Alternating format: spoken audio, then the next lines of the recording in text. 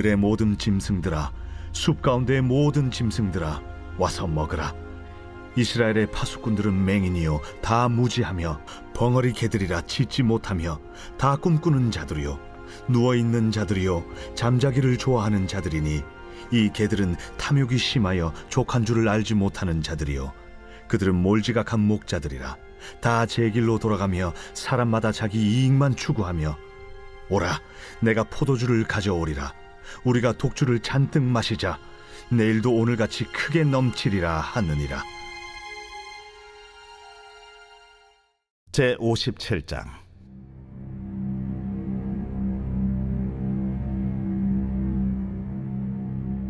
의인이 죽을지라도 마음에 두는 자가 없고 진실한 이들이 거두어감을 당할지라도 깨닫는 자가 없도다. 의인들은 악한 자들 앞에서 불리어 가도다. 그들은 평안에 들어갔나니 바른 길로 가는 자들은 그들의 침상에서 편히 쉬리라. 무당의 자식, 간음자와 음녀의 자식들아, 너희는 가까이 오라. 너희가 누구를 희롱하느냐? 누구를 향하여 입을 크게 벌리며 혀를 내미느냐? 너희는 패역의 자식, 거짓의 후손이 아니냐? 너희가 상수리 나무 사이 모든 푸른 나무 아래서 음욕을 피우며 골짜기 가운데 바위 틈에서 자녀를 도살하는도다. 골짜기 가운데 매끄러운 돌들 중에 내 몫이 있으니 그것들이 곧 내가 제비 뽑아 얻은 것이라. 또한 내가 전제와 예물을 그것들에게 드리니 내가 어찌 위로를 받겠느냐? 내가 높고 높은 산 위에 내 침상을 베풀었고 내가 또 거기에 올라가서 제사를 드렸으며 내가 또 내 기념표를 문과 문설주 뒤에 두었으며 내가 나를 떠나 벗고 올라가서 내 침상을 넓히고 그들과 언약하며 또 내가 그들의 침상을 사랑하여 그 벌거벗은 것을 보았으며 내가 기름을 가지고 몰렉에게 나아가되 향품을 더하였으며 내가 또 사신을 먼 곳에 보내고 스오레까지 내려가게 하였으며 내가 길이 멀어서 피곤할지라도 헛되다 말하지 아니함은 내 힘이 살아났으므로 쇠약하여지지 아니함이라. 네가 누구를 두려워하며 누구로 말미암아 놀랍기에 그 짓을 말하며 나를 생각하지 아니하며 이를 마음에 두지 아니하였느냐? 네가 나를 경외하지 아니하면 내가 오랫동안 잠잠했기 때문이 아니냐? 내 공의를 내가 보이리라. 내가 행한 일이 내게 무익하니라. 네가 부르짖을 때에 내가 모은 우상들에게 너를 구원하게 하라. 그것들은 다 바람에 날려가겠고 기운에 불려갈 것이로되 나를 의뢰하는 자는 땅을 차지하겠고 나의 거룩한 산을 기업으로 얻으리라. 오늘 하나님의 말씀은 이사야 56장 9절부터 11절 그리고 57장 1절부터 13절 말씀입니다. 제목은 좋은 목자, 좋은 스승, 좋은 리더십입니다.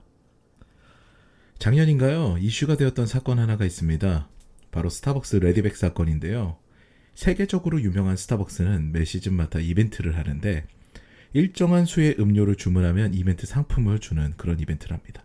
상당히 재미있고 유익한데요. 문제는 스타벅스에서 준비한 상품이 인기가 높다는 게 문제입니다. 요즘 시대는 다소 풍족한 시대가 되었죠. 그래서 삶의 질을 따집니다. 브랜드가 중요해졌고요. 상대적 부의 가치를 재는 시대가 되었습니다. 예전에는 먹고 사는 것이 관심사였다면 이제는 무엇을 먹고 사느냐가 중요해졌다는 것이죠. 이런 시대이니만큼 무엇을 가졌느냐보다 어떤 종류의 무엇을 가졌느냐가 중요한 겁니다. 명품의 가치를 더 인정받는 시대가 되었다고 할까요? 물론 스타벅스에서 준비한 이벤트 상품은 명품이라고 말할 수는 없습니다. 그런데 남들이 부러워할 만한 그런 디자인과 성능으로 상품이 준비가 된 것이죠. 이른바 가치가 있는 상품인 겁니다. 문제가 된 사건은 이렇습니다. 그 해 스타벅스에서는 조그만 캐리어를 준비했는데요. 제법 예쁘고 실용성이 있었던 것입니다. 이걸 준비하니까 어떤 사람이 가장 값싸게 이 캐리어를 가지고 갈 수 있는 방법을 생각한 거죠. 그러면서 무려 커피 300잔을 주문하고 딱 한 잔의 커피와 사은품 17개를 챙겨가는 일이 벌어집니다. 그 구매자가 사은품 17개를 어떻게 처리했는지는 알 수가 없습니다. 하지만 갖고 싶은 것을 위해 130여만 원을 투자했고 그로 인해 사은품을 다수 받았다는 것이 이 사실이죠. 굉장히 놀라운 사실입니다. 저는 이 기사를 접했을 때 처음에는 놀랐지만 그 다음에 그 기사에 실린 댓글을 보고 더 놀랐습니다. 그 세대가 문제라는 댓글이었어요. 근데 내용은 이렇습니다. 공감할 만해요. 그 세대가 그런 것은 어쩌면 당연해 보여. 왜냐하면 걔네들은 피카츄 빵에 들어있는 스티커를 모으기 위해 빵을 잔뜩 사서 스티커만 챙기고 버린 세대들이거든. 이 이야기가 저를 놀라게 했습니다. 더 놀라게 한 거죠. 팩트를 체크하기 위해서 그 세대에 비슷한 나이대가 되는 제 제자들에게 물어봤습니다. 그 댓글이 달려있어도 할 말이 없다고 이야기합니다. 더 놀랐어요. 자신들도 그 열풍에 자기 주변의 아이들이 그런 일을 하는 것을 봤다고 합니다. 스티커를 얻기 위해서 빵을 버린 애들을 많이 봤다는 얘기죠. 한 잔의 커피를 만들기 위해 얼마나 많은 에너지가 소모되는지 관심이 없이, 그건 내가 대가를 지불했으니 그냥 버려도 된다는 생각, 그리고 한 개의 빵을 만드는데 얼마나 많은 것들이 소모되는지 관심이 없이 나는 대가를 지불했으니 된다는 생각. 부모 세대가 어렸을 때 아이에게 제대로 된 가치관을 심어주지 못하면 일어나는 그런 안타까운 결과입니다. 결국 이런 지도가 있었다는 것이죠. 아이가 피카츄 스티커를 갖고 싶어 하니까 사. 빵은 먹기 싫으면 버려. 용돈 줬잖아. 사. 이런 지도가 있었겠죠. 그걸 당연하게 받아들인 아이는 돈이 있으면 시작과 과정은 상관없이 내가 원하는 결과를 가져와도 되겠구나라는 생각을 하게 되는 겁니다. 이와 같이 어떤 지도를 받았느냐, 어떤 리더십의 지배를 받았느냐에 따라 그 지도를 받은 세대의 운명이 결정이 됩니다. 성경에 보면 하나님께서 책임을 물으시는 대상은 대부분 지도자입니다. 그 지도자의 영향으로 민족의 방향이 결정이 되기 때문입니다. 그러면 지도자만 잘하면 되겠네. 맞습니다. 지도자만 잘하면 돼요. 그런데 누구나 지도자가 되기 때문에 또 문제가 생깁니다. 가장 작은 단위의 교회는 가정입니다. 이 가정의 지도자는 부모가 되겠죠. 부모가 된다는 것은 지도자 그룹에 들어간다는 이야기입니다. 남편은 때론 아내의 지도자가 됩니다. 아내는 남편의 지도자가 될 때가 있죠. 둘이 되었든 셋이 되었든 사람이 모이면 그곳 안에서 영향력을 주는 사람은 늘 존재하게 됩니다. 늘 지도자의 가능성을 지니고 사는 것이 우리의 삶이라는 것이죠. 그것을 회피하는 것은 있을 수가 없는 일입니다. 예컨대 지도자의 위치에 있는 자가 나는 지도자가 아니야. 그런 까미 못 돼. 그러니 내 영향 받지 말고 다른 지도자를 바라봐라고 한다면 그는 그 리더십을 상실하게 됩니다. 그래서 늘 리더는 리더십을 발휘할 수 있는 역량을 갖추고 있어야 됩니다. 그렇지 않으면 그 리더십의 자리에서 내려오게 되죠. 하나님께서는 스스로 그 리더십을 걷어차는 사람들에 대해서 용납하지 않으십니다. 나는 못하겠어요 하는 능력의 상징의 선지자 엘리야를 그 즉시 그 자리에서 내려오게 하십니다.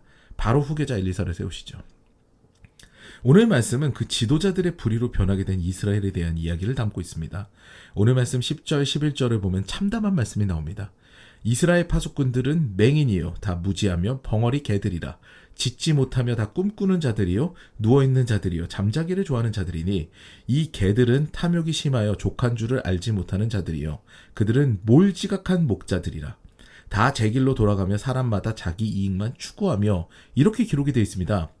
이스라엘 지도자들은 하나님의 말씀에 무지합니다. 그래서 진리를 보지 못하죠. 맹인이에요. 말씀을 알지 못하니 제대로 된 경고도 하지 못합니다. 짖지도 못해요. 허황된 꿈만 꾸고요. 실행되지 않는 일들만 추진해서 백성들에게 달콤한 미래만 이야기하지만 결국은 자신의 탐욕이 심해서 자기의 이익만 추구하는 그런 몰지각한 목자들이라고 성경은 고백하고 있습니다. 고발하고 있는 거죠. 그러니 정작 이스라엘이 취해야 하는 것들을 다 늑탈당합니다. 그랬더니 나라가 이상해집니다. 의인이 대접받지 않습니다. 진실한 이야기를 하는 사람들의 입이 막혀버립니다. 오히려 패역한 자들이 득세합니다. 그들이 악을 행하는데 그들은 자신의 악행을 저지르는데 피곤해하지도 않습니다. 하나님을 저버리고 다른 것들을 의지하는데 엄청 열심히 해요. 요즘으로 따지면 돈과 명예와 성적 쾌락을 따라 사는데 날마다 열심을 내는 행악자가 늘어난다는 것이죠. 우리가 좋은 목자, 좋은 스승, 좋은 리더십을 만나야 하는 이유가 여기에 있습니다.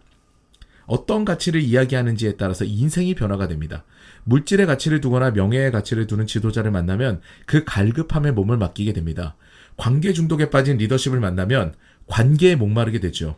우리가 목마르지 않고 만족하게 되는 삶은 오직 한 분을 만났을 때 해결이 되는데요. 그분은 바로 길과 진리와 우리의 생수가 되시는, 그리고 또 하나님의 본체이신 예수님입니다. 예수님 그분을 만났을 때 해결이 됩니다. 그런데 그 하나님이 오늘 본문 말미에 우리에게 말씀하십니다. 진짜 나를 의지하는 자는 내가 땅을 차지하게 하고 기업을 주겠지만 그렇지 않고 나를 저버린 자는 가서 우상이나 의지해라. 같이 망할 거다. 이렇게 말씀하시는 것이죠. 사랑하는 여러분, 우리는 늘 좋은 목자 되시는 예수님을 바라보는 삶을 살아야 합니다. 그런데 우리는 현실 세계를 살고 있기 때문에 예수님을 직접 만나서 늘 동행하는 삶을 살기는 어렵지요.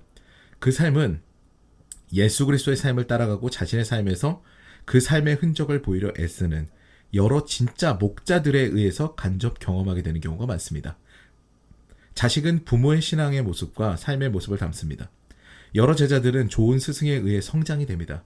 우리는 좋은 목자와 스승, 그리고 좋은 교회를 만나 행복한 삶을 살아가도록 늘 기도해야 합니다. 그러면서 우리 또한 리더가 된다는 사실을 꼭 기억하여서 내 삶에서 예수의 흔적이 드러나도록 애쓰는 삶이 되어야 한다는 것을 잊지 말아야 합니다. 오늘도 예수의 향기를 드러내는 삶을 사시는 저와 여러분 되시기를 주님의 이름으로 축원합니다. 다 같이 기도하시겠습니다. 먼저 오늘 말씀과 같이 우리의 좋은 목자 되신 예수님을 바라보고 그 삶을 따라가는 우리가 되도록 이렇게 기도했으면 좋겠고요.